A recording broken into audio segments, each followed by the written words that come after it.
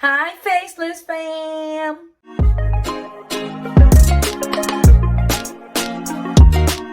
Hola mundo. Hello world.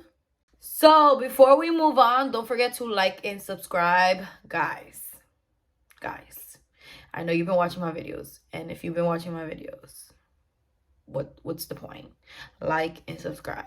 And if you're new to my channel, thank you for being here. You are supporting me just by looking at my stuff, okay? So now we can move on. So for today's video, I'm going to be reviewing Who Killed Sara on Netflix, and it's currently at number 2 right now. I did a review on the first season, so now season 2 came out probably like a week ago or less than a week ago. I don't remember. There's so much stuff on Netflix right now, and yes, it is something that I was looking forward to. So when I was told Who Killed Sara is back, I was like, now we about to find out who killed this tramp, okay? But now I have some thoughts, and I'm just gonna let you guys in on my thoughts. And I'm going to be letting you guys as well know what I think could happen in season 3, which honestly, I didn't even think there could be a season 3 because I didn't think that based off somebody's death, like how the show was already going, there was going to be so much content to have a 3rd season. Stop. Disclaimer. I will be mentioning some stuff that happened in the series, in the show. So if you don't want me to spoil ya with some spoilers, then this is your chance to get out of my video right now, and then you go watch what I'm talking about and you bring yourself right back. Capiche? So I'm gonna start off by saying the things that I actually liked from this season. So the first thing that I liked was all the drama. You know, homegirl lives for the drama. You know, where's my crown? Okay, just kidding. I'm not that dramatic. Yeah. So anyhow, yeah, there was so many plot twists, guys. There were so many plot twists, and at some point I was just like, so they're gonna tell us who killed Sara or not? Was I the only one who was like, are they gonna give us another season to tell us who killed Sara? They just gonna elongate this shit for longer and longer? No, but then they eventually told us who killed Sara. That's all I can say, right? But we spent all season thinking who killed Sara to the point where I think I'm not alone. I didn't even give a shit who killed her. My second favorite thing about the show this season, this time around, was that I know I'm going to catch myself saying this, I actually liked Cesar. Like, he was a likable character this time around. I think that he had really good intentions for the things that he did. I'm not talking about he's a perfect person, he's a good person now. I'm just saying that he actually had good qualities. He's not as evil as his wife, Mariana. That's something that I would like to know why she's that way and what made her that way. Because if you see the flashbacks, she seems like she was an okay person before at some point. But then she's like crazy now. Like the stuff that she does to herself, and like she really believes that she was or is a good mom. But there's so many indicators that she wasn't. And yeah, that's a question that I have. And Cesar was not somebody that I even liked at the beginning, but now I kind of liked how he behaved and how he put his love for his daughter first in a lot of instances.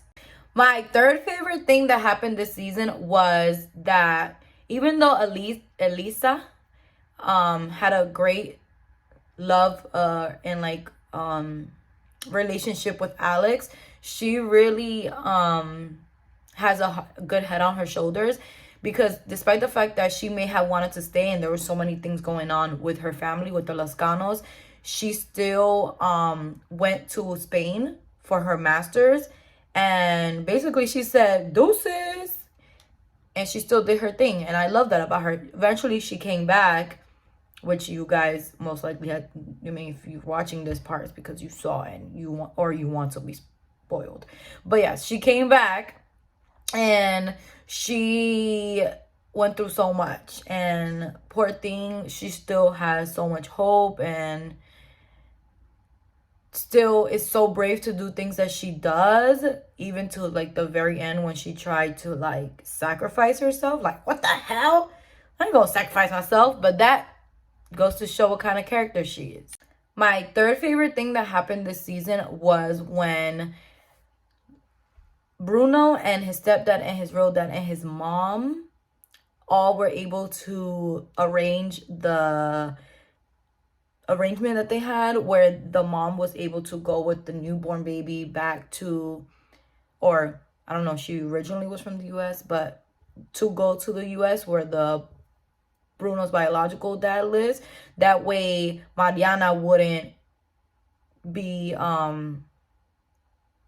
using the fact that Cesar was the father of the baby to keep the baby, because she was already doing a bunch of shady shit on the side to try to keep the baby, talking about the other lady wasn't a good mom because of everything that has happened, which if you really think about it, look who's talking.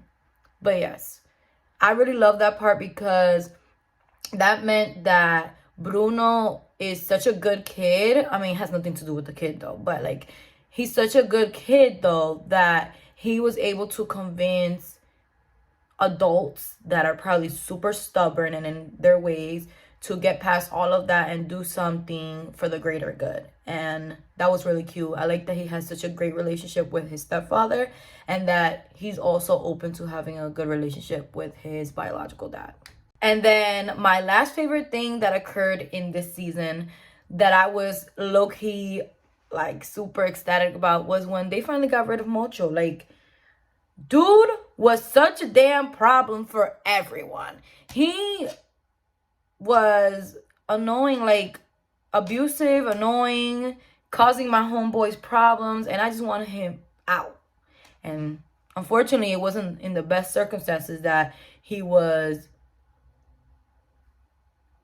got rid of, but murder. So now for the parts that I didn't like, that were like for me, okay? So we're gonna start with all the death. Even though I like that Mocho died, I know that sounds bad, que me perdone Dios, okay? But okay, I was sick of all the death that was occurring in the damn series. Well, series. Okay. I was so annoyed. This is one of the reasons why I stopped watching Walking Dead. If you watch that show, you would know that that show is full of death too, okay? The walking zombies, and then people start turning to zombies. Okay, yeah, all that. So this season, full of death, people that I actually liked, and I'm just like, I can't. And I just feel like onto the next thing that I didn't like, which is that I don't like that it just was pointless. Like, for example, Marifer's sister, super pointless as to why she died. Like, she could have gotten hurt, not die. I think it was just really dumb. And then on top of that, she died, and then the baby died. And like, I really want to know, and I hope we find out, but I really want to know who's the baby's father. Before you know it's Mocho. And the last thing that I really didn't like was the fact that, I mean, I love Chema, and I know he's going through a lot, but that was a stupid decision to go to jail. Like, you just effed up. And I get that you hate being a Lascano and you're trying to avenge the fact that your dad sent your best friend, your enamorado, your lover for life, Alex, to jail. Like, yeah, this is something that I can say about the Lascanos. They definitely do know how to self-sacrifice. And that's not something I can say about myself. I'm not going to sacrifice myself I'm too pretty for jail. And this time around, I noticed that there was a whole lot less sex. Obviously, there was sex. You can't put, there's no such thing as something nowadays without sex, okay? Period.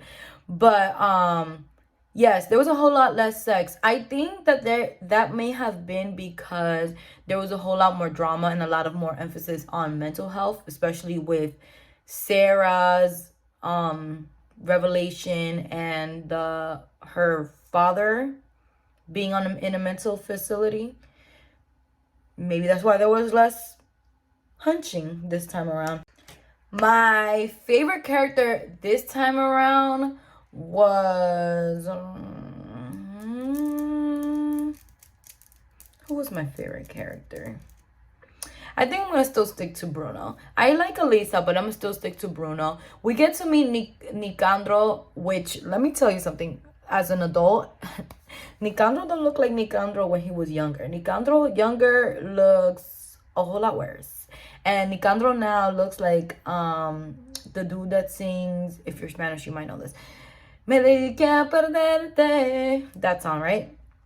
With his little swoop hair, long hair. He actually looked presentable, aka cute. But I didn't know what to feel about him at first, and now I do.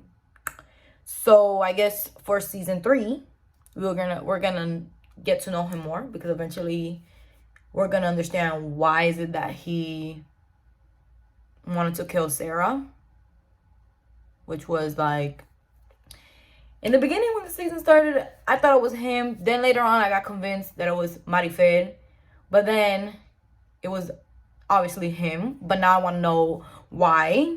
I don't even care that they killed Sara. I just want to know why, because homegirl had a lot of people trying to kill her. Like, every single person, starting from Cesar, starting from everybody, just everybody, wanted this girl gone for some reason or another. Like, this girl was bad news. And my least favorite character was Mocho. You already know. But my second least favorite character was the lady that was pregnant. The one that I think was super pointless, that she was, what was her name? Sarah? No, not Sarah. I don't remember her name. I'm gonna put it right here. But yeah, I honestly, I don't want her to die, but I think that she annoyed the hell out of me. And she had no thought process of her own. She just did what Marifel wanted her to do. She wanted to convince Chema that he was not gay. I mean, even though she did get away with murder, though. Oh, that was funny, with murder. But you know what I mean? Like, sexy time. So if I were to rate this season, I would say it would be more along the lines of 8 out of 10. And I'm going to say 8 out of 10 because I feel like they kept going back and forth, and I was confused. Like, they would go to the future, to the past, to the future, to the past. And that's normal in shows, but I would literally, and this, I don't know if I was the only one, I would literally stop the episode to see what episode I was in, or if I accidentally like missed out on a lot, because they would go so far back to the memories, and I would be like, yo, I think I already saw this. And then it would just turn out that they just, in order to retell the story, like to tell us what happened after that, they went back to kind of explain to us where or what we missed.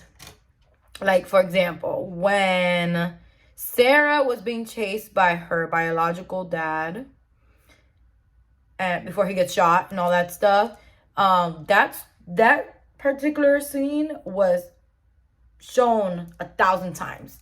Like, 1,000 times. And every single time, they would show, like, the same little piece just to explain the other piece. And I would just be like, hold up, wait a minute. Didn't I just watch this? But turns out it's just the way that they did the show. But nevertheless, I recommend the show. It has the right amount of drama. It has a lot of plot twist. It has a lot of what makes shows #1 on Netflix. And I love that it's a all Hispanic cast. I know that Lorenzo's Puerto Rican, Chema's Mexican. They're all different Hispanics. And I love that we are being shown more so. And I love that we are able to see them as a powerful family that owns stuff in Mexico, because if you are a plain Jane American, family's been here, lives in South Carolina, don't know anybody other than all your white neighbors, or if you're black and don't know anybody that's not white or Hispanic, you just know who you know, you won't know that Mexicans in Mexico don't always look like Mexicans that you know here, and they're not always brown, and they don't always are poor. There are a lot of different, like in Africa, people think in Africa there's only poor people. In Africa there's wealth, and even more so here.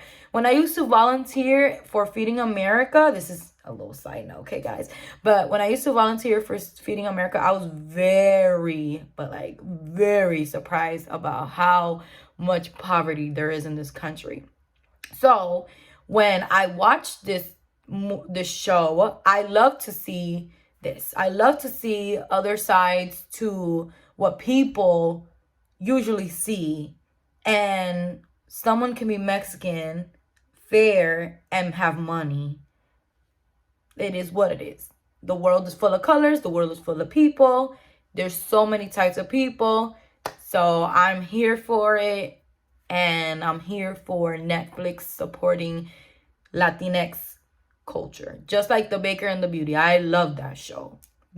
Loved it. So thank you for watching my video. I hope you enjoyed. I hope you agree. Maybe if you disagreed, you would say why.